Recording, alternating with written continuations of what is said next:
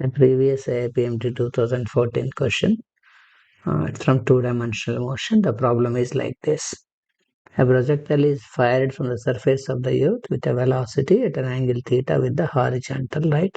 So if you draw the diagram and try to understand what he's saying that from the ground, projectile is projected with an velocity u making an angle theta. It's obvious that it takes a parabolic path. Now, after some time, its displacement along x direction can be found x as this u can be resolved into components.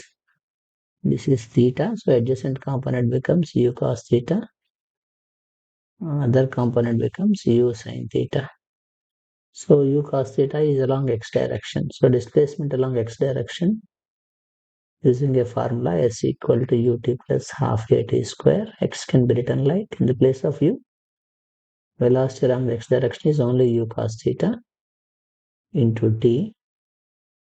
But there is no acceleration along x direction because it's a projectile. Its acceleration along x direction is 0. Acceleration along y direction is plus g because it's coming down. So x equal to u cos theta into t. From that you can write t equal to x by u cos theta. Similarly, y can be written like using the same formula. Velocity along the y direction u sin theta into t plus half in the place of a minus g because it is trying to move. It's trying to come down. The projectile is, but gravity is acting in the upward direction. Sorry. It's trying to move upward direction. This component is, but the gravity is acting in a downward direction. So it's against the gravity it is moving. So I have written minus g t square. So in place of t, you can write x by u cos theta. So u sin theta in the place of t, x by u cos theta minus half g, the place of t square, x square by u square cos square theta. I have just squared this. U and u can be cancelled. So y equal to x tan theta minus g by 2u square x square cos square theta, right? So when he said another projectile is fired from another planet, that means g is different. It's not the g. With a velocity 3 meter per second. So velocity is different. So this u is also different. At the same angle, but this theta is not different. This theta is same.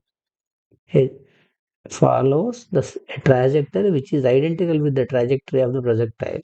That means this path is same. That means this equation is same for both of them.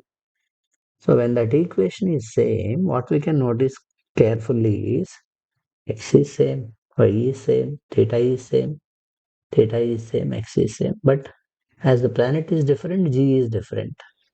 As it is projected with different velocities, u is also different. So what we can say for trajectories to be same,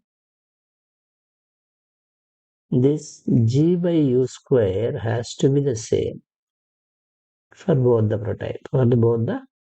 projectiles. That is g1 by u1 square equal to g2 by u2 square. g1 is on the earth 9.8, u1 is 5, 25.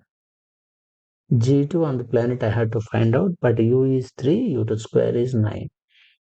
That implies g2 equal to 9.8 into 9 by 25. That's how we have to calculate. So it's clearly visible that if you consider it like 10 into 9 is 90.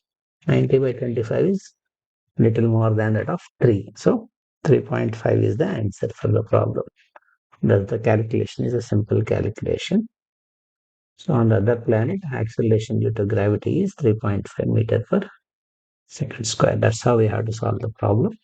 To solve that problem, we need to know that how do you write equations for the path of a projectile.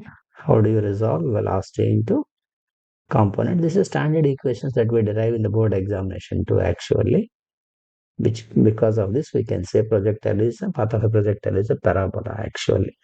If you remember from here, we will write further as y equal to ax minus bx square, where a is tan theta, b is g by 2u square cos square theta, and hence path of a projectile is parabola. That's how we prove even in the board examinations also. So you all definitely know this. From that, we have to use just this part, that g by u square is constant. That's how we have to solve the problem. That's it.